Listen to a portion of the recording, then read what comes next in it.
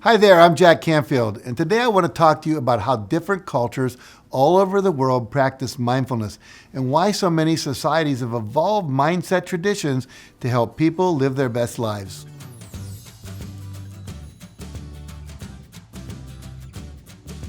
If you look at any culture throughout history, you'll find that their traditions include some form of meditation or mindfulness practice.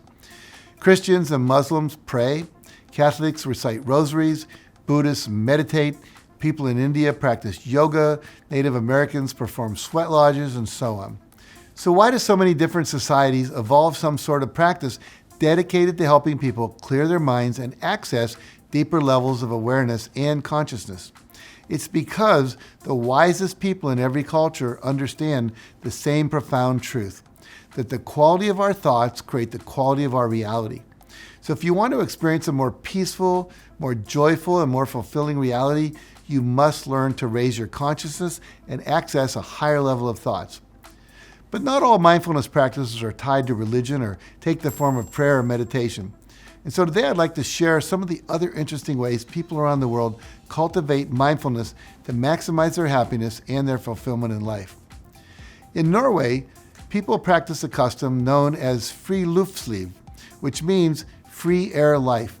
Friluftsliv refers to spending time outdoors and soaking up the beauty of nature. Because when you go outside and feel the sun on your face and the breeze in your hair, hear the birds singing and the insects buzzing, and see the beautiful flora and fauna around you, it takes you out of your hectic thoughts and brings you into the present moment. You breathe deeper, your heartbeat slows down, and your mood lifts as you simply breathe in the wondrous world we live in. In Japan, people follow a similar practice called shirin-yoku, which means forest bathing. Now, this is actually a relatively new custom that was created in the 1980s as a kind of medicine or healing therapy intended to combat the stresses of modern living and the relentless presence of technology in our lives. So if you're feeling stressed or overwhelmed, a great solution is to take a 15-minute walk in nature. And while you're there, focus on your surroundings. What do you hear? What do you see? What do you feel? What do you smell? Breathe in all the beauty of it. Consider the resilience of nature, the amazing adaptability of life itself, and remember that you too are a creature of the natural world. It will shift your perspective and help you develop a more relaxed and positive mindset. In Turkey, people value the experience of keyif.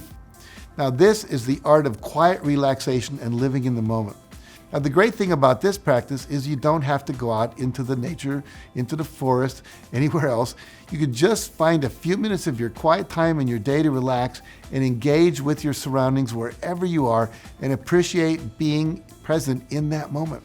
In Turkey, it would be simply sitting on a bench by the Bosphorus, watching the sunset, throwing pieces of bread to seagulls from the back of a ferry, drinking wine and eating simple food with your friends, listening to gypsy musicians on the street, and so on. It's a great way to quiet your thoughts and increase your mindfulness. Or you could choose to practice Gemütlichkeit, which hails from Germany. The word means geniality or friendliness and is all about celebrating your appreciation of others. Now, I love this one because it's all about getting together with the people you love and honoring their presence in your life. It could be as boisterous as a party or as simply making the effort to offer well wishes to everyone who crosses your path. When you devote your time and your energy to focusing on others in this way, it takes you out of your own head and helps you feel a stronger sense of empathy and connection to all of the wonderful people in your world. Now, the Tibetan practice of metta meditation is somewhat similar to this. It has nothing to do with partying or how you greet people, but it does focus on cultivating a sense of benevolence and goodwill towards others. Metta translates to loving kindness. It involves entering into a meditative state and unconsciously directing positive thoughts to other people. In the Buddhist tradition, this is one of the four sublime states of mind. Now, finally, I want to share with you the Hawaiian practice of Ho'oponopono.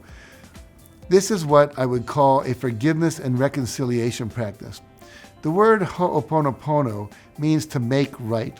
At the surface level, it's about reciting the mantra, I'm sorry, please forgive me, thank you, I love you. And while you do this, you think about the person or the people you've wronged, unintentionally or otherwise, and all the people who've wronged you or who have upset you. and you let go of all the anger, disappointment, shame, sorrow, or guilt you feel. It's a powerful way to heal old wounds, let go of old stories, and cultivate a more empathic connection with others and with yourself.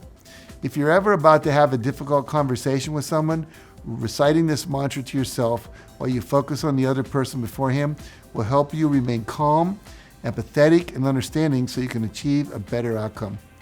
So those are just a few of the many mindfulness practices cultures all over the world have developed to help people clear their minds and enjoy happier, more fulfilling lives. Now, do you notice how they are all directed at things outside ourselves? They're all about appreciating nature, valuing a moment of quiet relaxation and contemplation of one's surroundings, or sending good thoughts to others in order to cultivate more empathy and more connection.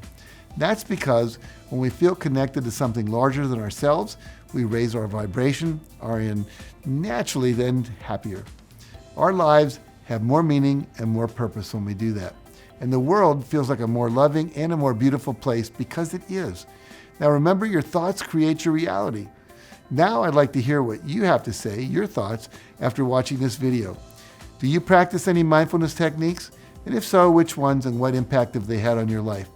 So if you feel inspired, and I hope you do, please leave a comment below with your answer. I'd love to read what you have to say, and other people would also like to see it. So thank you for watching, and remember, nothing in your life will change for the better until you do. Now, if you found this video helpful, make sure you like it, share it with a friend who may need it, and subscribe to my channel for more videos like this one. And for some additional resources on mindfulness around the world, visit my website at JackCanfield.com. So thanks again for watching.